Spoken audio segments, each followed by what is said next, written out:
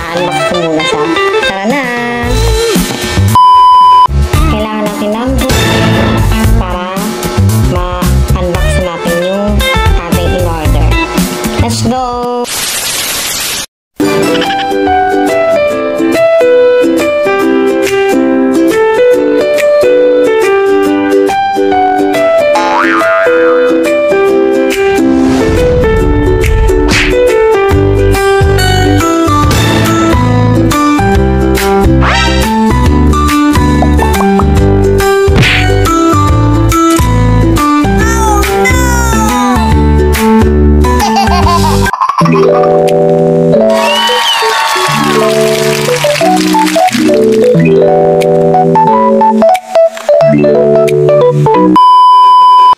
After ko po siyang i-unbox, ito na po yung kanyang itsura.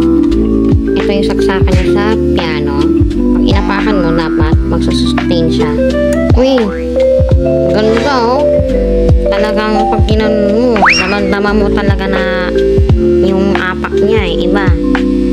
Pero, I will rate the pedal 10/10.